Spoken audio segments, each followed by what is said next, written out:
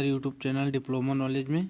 जैसा कि आप जान रहे होंगे कि हमारे चैनल पर रिन्यूएबल सोर्सेस ऑफ एनर्जी की डेली क्लास लगाई जा रही है। आज ये दूसरी क्लास है। आज हम इसमें रिन्यूएबल सोर्सेस ऑफ एनर्जी का चैप्टर 2 के इम्पोर्टेंट क्वेश्चन को कराएंगे विद आंसर के साथ।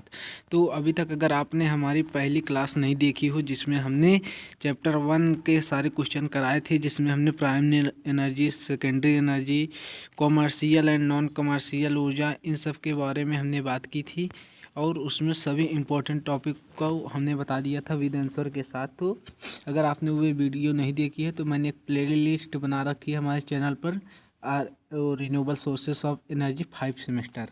वो उस प्लेलिस्ट का लिंक मैं इस वीडियो को डिस्क्रिप्शन बॉक्स में डाल दूंगा, तो आप जाकर उस वीडियो को देख लीजिए। तो चलिए आज हम शुरू करते हैं सोलर एनर्जी, जो कि आपको चैप्टर 2 है।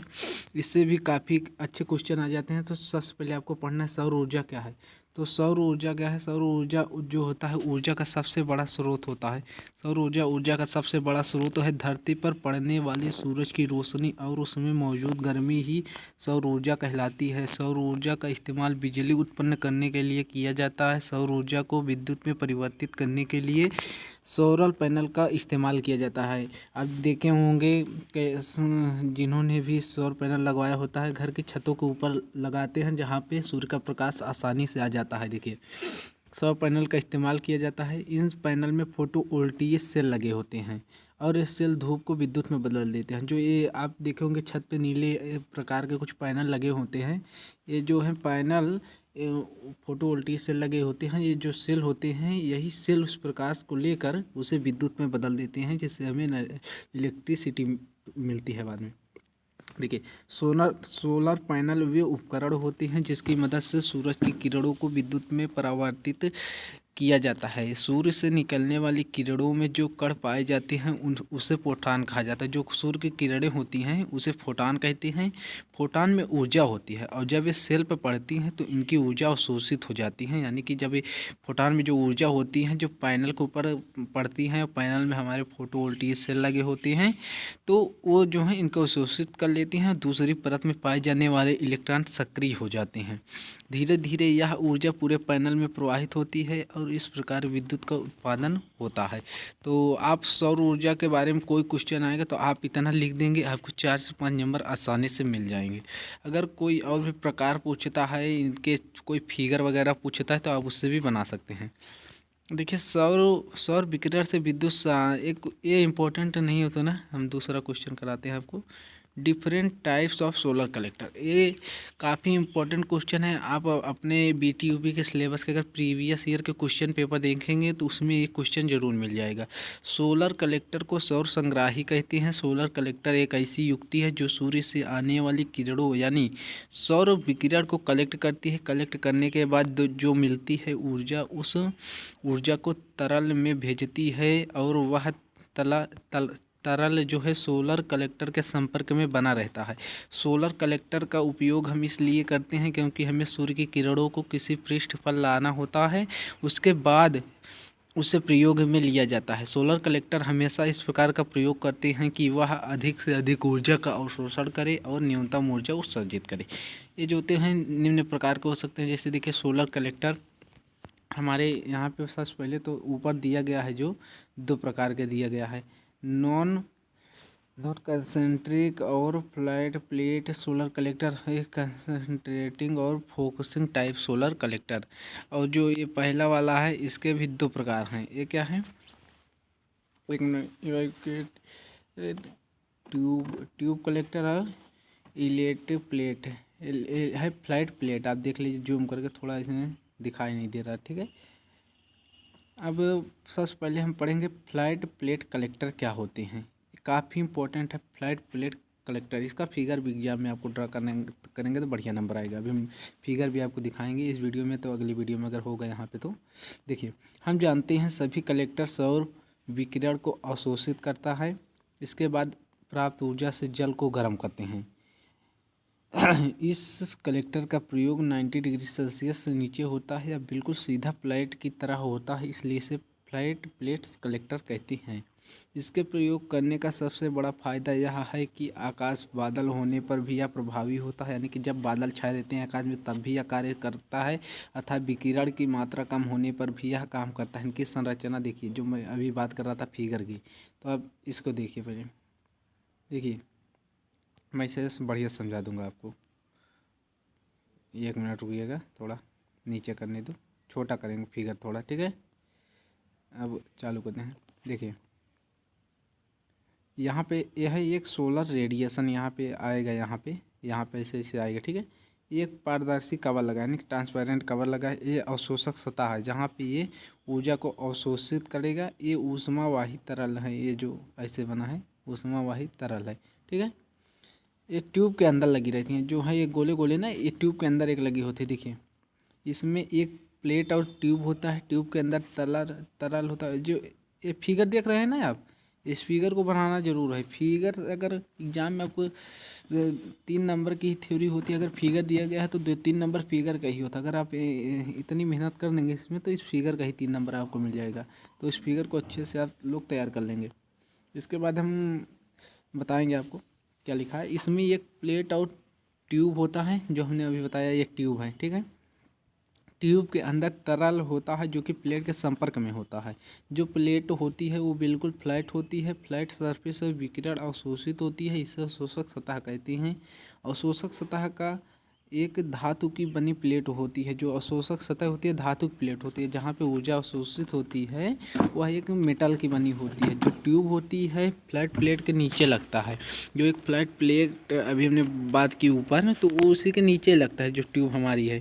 जैसे ही सूर्य की किरणें जब हमारे प्लेट पर पड़ती हैं तो वह विकिरण को अवशोषित कर लेता है। इस प्रकार सौर विकिरण में विद्युत शक्ति में बदल जाता है। और देखिए एक क्वेश्चन है जो फोटोवोल्टिक सेल आता है, इसका भी बहुत इंपॉर्टेंट रोल है आपके यूपी में।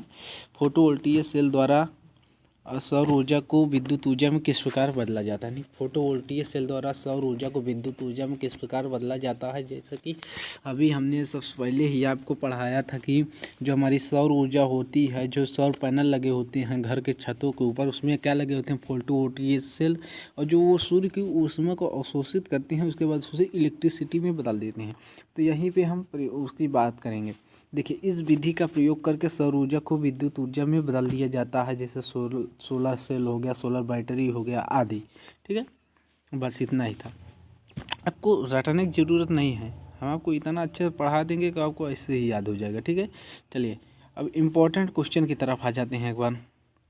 जितने भी तक हमने सीरीज में चला रहे हैं संकल्प सीरीज में, वो सारे क्वेश्चन इंपॉर्टेंट ही आपको कराए जाएंगे, ठीक है।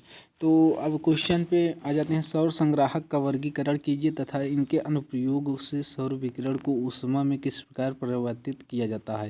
देखिए हम जानते हैं ऐसा उपकरण जो सूर्य की धूप को ऊष्मा में बदल कर संग्रह करता है सोलर कलेक्टर या सौर संग्राहक कहलाता है। इसको हम निम्न प्रकार से वर्गीकृत करते हैं। जैसे नंबर 1 सौर विकिरण को अवशोषित करने के अनुसार, नंबर 1 पे आता है फ्लैट सोलर कलेक्टर और सकेंद्रित सोलर कलेक्टर। नंबर 2 अगर कार्यकारी माध्यम के प्रवाह के अनुसार बात करेंगे तो 2 प्रकार के हो जाते हैं।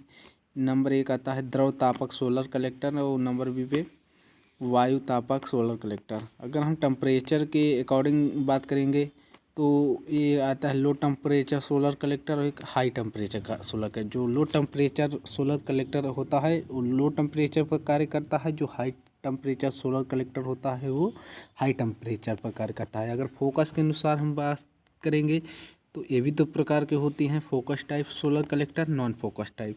यानी फोकस अगर उसमें फोकस ज़्यादा लगेगा तो फोकस सोलर है, और कम फोकस के हो सकता है नॉन फोकस, या फोकस की मात्रा कुछ भी नहीं होगी।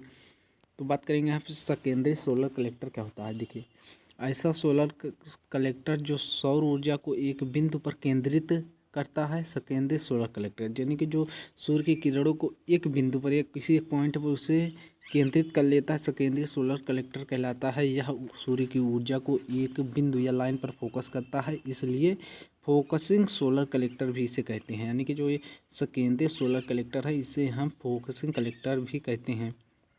ये 2 प्रकार के हो सकते हैं, parabolic tap collector, mirror strip collector. Parabolic trough collector में क्या है, यह कलेक्टर सूर्य की ऊर्जा को एक बेलनाकार अक्ष पर केंद्रित किया जाता है। इसमें एक परावर्तक सतह होती है जिस पर सौर विकिरण को टकराने दिया जाता है।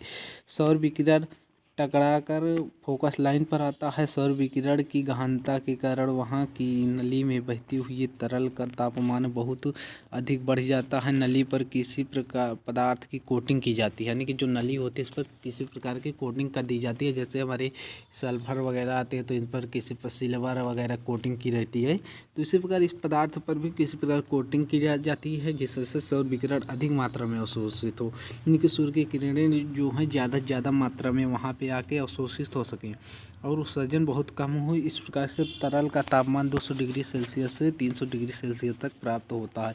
इस प्रकार से सौर विकिरण को ऊष्मा में परिवर्तित किया जाता है। तो जो पूरा ये सिस्टम है इसी के द्वारा हम सौर विकिरण को ऊष्मा में परिवर्तित करते हैं। ये क्या है, सौर यहाँ पे कोई फोकस है, सोलर रेडिएशन यहाँ से आ रहा है, यहाँ से पैराबोलिक रिफ्लेक्टर लगा हुआ है। अब बात करेंगे द्रव तापक सोलर कलेक्टर की। इस सोलर कलेक्टर में एक ट्यूब और एक प्लेट संग्राहक का कार्य करते हैं। प्लेट पर सौर विकिरण अवशोषित होती है और प्लेट ट्यूब के संपर्क में होती है, इसलिए ट्यूब में रखे तरल का तापमान जो है वो बढ़ जाता है। और नंबर 3 बात करेंगे वायु तापक सोलर कलेक्टर। यहाँ पे आप देख सकते हैं जो फिगर है, फिगर हम जितना बता रहे हैं सब आपको याद कीजिए। जो है एक गिलास की कवर लगी है और यहाँ पर जो है ये अवशोषक सतह है, अवशोषक सतह भी यहाँ पे ये लगी है, ये वाली, ठीक है। और इसके बाद अवरोधक कहने के यहाँ पे कोई इंसुलेटर भी लगा दिया गया है। इंसुलेटर के बाद ये पृथककारी है जो नीचे वाला, ये पृथककारी भाग है। तो ये क्या है, वायु तापक सोलर कलेक्टर। फिगर आपको जरूर याद करना है दोस्तों, बिना फिगर के नंबर आप अच्छे नहीं, बिना फिगर के आप जो है एग्ज़ाम तो पास कर सकते हैं, लेकिन जो एक बात आती है कि अच्छा नंबर अच्छे मार्क्स के साथ पास हुई हैं वो फिगर के द्वारा ही आप कर सकते हैं, ठीक है। तो देखिए चित्र में एयर कलेक्टर दिखाया गया है। सबसे ऊपरी परत पर जो है ग्लास कवर होता है, जो हमने बताया ग्लास कवर होता है। उसके बाद इसके ऊपर सौर विकिरण आता है। इसके बाद अवशोषित प्लेट उसे अवशोषित कर देता है। कलेक्टर सबसे नीचे पश्च भाग इंसुलेटर यानी पृथककारी ढका रहता है। जो पृथककारी है सबसे नीचे, ये सबसे नीचे वाला भाग पृथककारी, इसके ऊपर ये देखिए इंसुलेटरिंग किया गया है, यानी कि इंसुलेटर विद्युत रोधक है। इसे इस प्रकार रखा जाता है कि सौर विकिरण ग्लास कवर पर अच्छी तरह से पड़े। तो आज हमने आज इस वीडियो में इतने ही क्वेश्चन कराएंगे, नहीं क्वेश्चन ज़्यादा हो जाएंगे। बाकी तो क्वेश्चन तो अभी बहुत है इस चैप्टर में, चैप्टर काफ़ी इंपॉर्टेंट भी है। तो जो ये वाला चित्र हो गया या इसके नीचे अभी हमने एक चित्र जो बताया हम फिगर, इसे भी आपको तैयार करना है। इससे भी आपको जो तीनों फिगर हैं काफ़ी अच्छे ढंग से आप तैयार कर लेंगे। तो जो मैंने भी क्वेश्चन बताया इसमें से 1-2 क्वेश्चन आपको ज़रूर से ज़रूर देखने को मिलेंगे चैप्टर 2 से, जो कि सोलर एनर्जी है। अगले वीडियो में जो हमारा तीसरी वीडियो आएगी उसमें भी इसमें के 1 या 2 क्वेश्चन अभी रह गए हैं, उसको कराएंगे। इसके बाद चैप्टर 3 की ओर हम लोग चलेंगे। और प्लेलिस्ट मैंने बना दी है, तो प्लेलिस्ट से वीडियो ज़रूर देखें और सारी वीडियो को देखें। और वीडियो में देखने के बाद यदि आपको जो पूरी PDF है 93 पेज की हैंड रिटन PDF है, बिल्कुल इम्पोर्टेंट क्वेश्चन है। अगर ये आपको चाहिए तो वीडियो के नीचे 1 या 2 कमेंट जरूर करें और हमारी वीडियो को अपने एक सहपाठी के साथ शेयर जरूर करें, तभी ये PDF आपको प्राप्त होगी टेलीग्राम चैनल पर। ज़्यादा से ज़्यादा वीडियो को शेयर कीजिए, कमेंट कीजिए PDF को फ्री में लेने के लिए। तो आशा करते हैं वीडियो आपको पसंद आई होगी। वीडियो में पढ़ाए गए सभी टॉपिक आपको अच्छे से समझ में आए होंगे। तो वीडियो को एक लाइक ज़रूर करें। धन्यवाद। मिलते हैं अगली वीडियो में। धन्यवाद।